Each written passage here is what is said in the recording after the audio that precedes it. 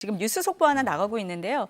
헌법재판소에서 조지호 경찰청장에 대해서 재판관 전원 일치로 파면을 결정했다라는 속보가 나오고 있습니다. 12.3 비상계엄 당시에 국회의원들의 국회 출입을 막았고 또 중앙선관위와 선거연수원에 경찰을 배치했다는 이유로 지난해죠. 1년 전입니다. 국회에서 탄핵소추가 됐는데 오늘 파면 결정이 나온 겁니다. 당시 그 조 청장이 최후 진술에서 단 한 번이라도 윤 전 대통령에게 말할 기회가 있었다면 비상계엄은 잘못된 판단이라고 말했을 거다.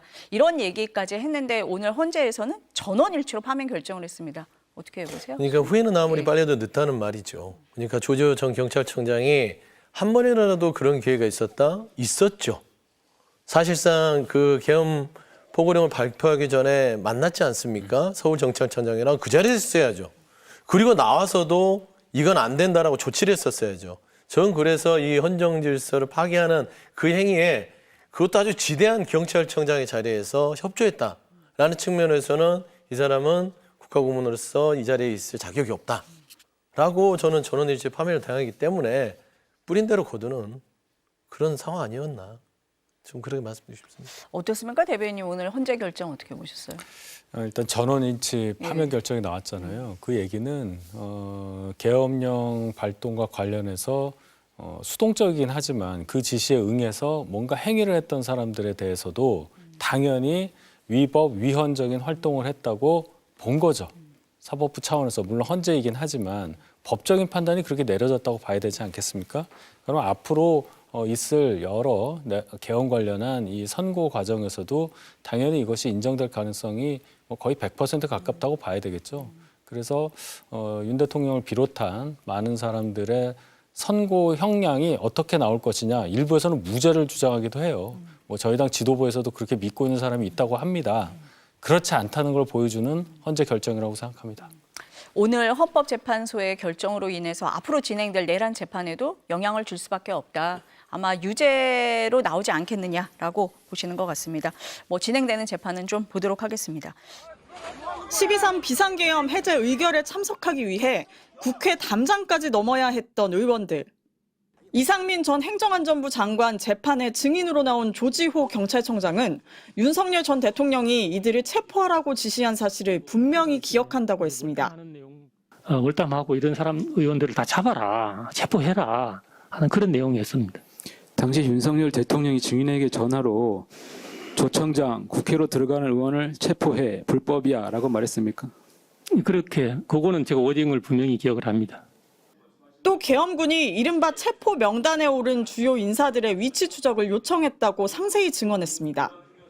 일면식도 없던 여인형 전 방첩사령관이 텔레그램으로 전화를 걸어 메모를 좀 하라며 명단을 불러줬다는 겁니다.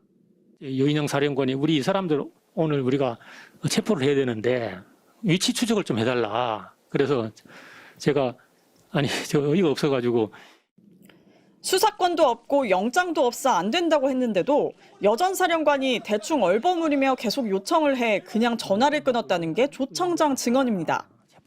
과거 헌재 탄핵 심판 당시 윤 전 대통령 측은 암 투병 중인 조 청장을 상대로 진술 신빙성을 공격한 바 있습니다. 조사 당시에 선망 증세가 혹시 있다던가 치료 중에 그런 건 없으셨습니까? 무슨 선망 증상이 있다든지 그 정도는 아니었고.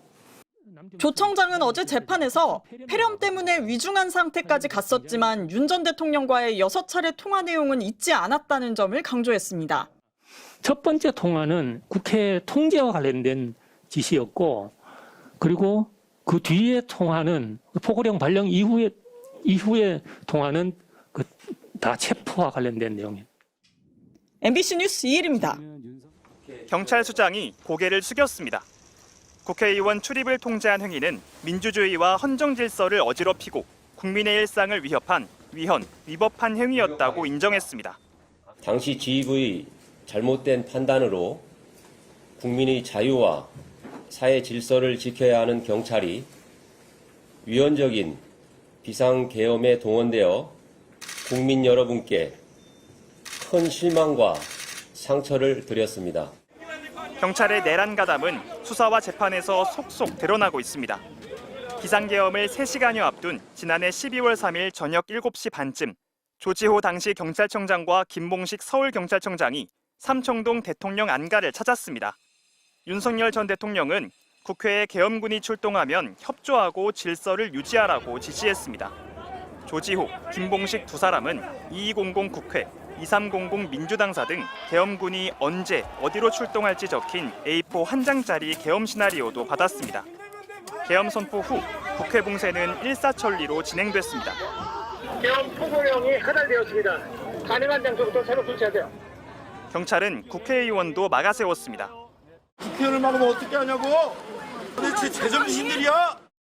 경찰은 담을 넘는 계엄군 병력에게 손을 내밀었고 항의하는 시민은 사지를 붙들고 출입문 밖으로 내쫓았습니다.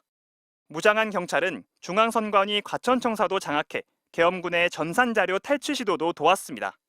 국군 방첩사령부의 요청을 받고 경찰이 이재명 당시 민주당 대표와 우원식 국회의장, 한동훈 전 국민의힘 대표 등 10여 명을 겨냥한 체포조 명단을 보냈다는 의혹도 불거졌습니다.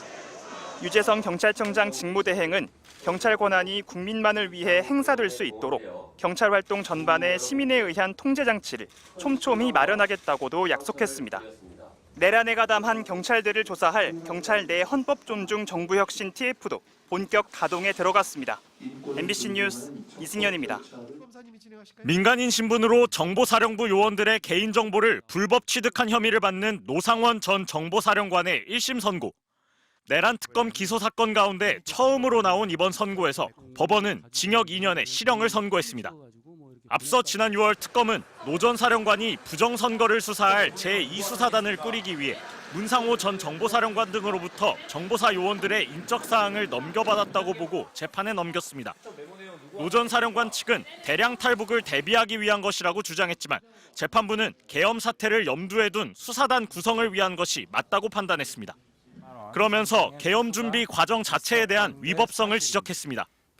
계엄 선포의 요건이 갖추어졌는지 여부와 무관하게 계엄을 선포할 것을 계획하고 이를 준비 수행하는 행위는 명백히 위헌적이고 위법한 행위에 해당합니다. 재판부는 또 이러한 준비가 모여 이어진 비상계엄 선포 또한 위법하다는 점을 분명히 했습니다. 계엄이 선포 단계까지 이룰 수 있도록 하는 동력 중 하나가 되었고 위헌 위법적인 비상계엄 선포라는 중대하고 엄중한 결과가 야기되었습니다. 재판부는 노 전 사령관이 진급 청탁을 대가로 김봉규 전 정보사 대령과 구삼회 전 육군 2기갑여단장으로부터 2,100만 원의 현금과 600만 원 상당의 백화점 상품권을 받은 사실도 유죄로 판단했습니다. 공교롭게도 내란 특검 수사 결과 발표 날 법원이 12.3 비상계엄이 준비 단계부터 위헌 위법하다는 판단을 내놓으면서 이번 판결이 향후 있을 내란 사건 선고의 가늠자가 될지 주목됩니다. MBC 뉴스 송정훈입니다.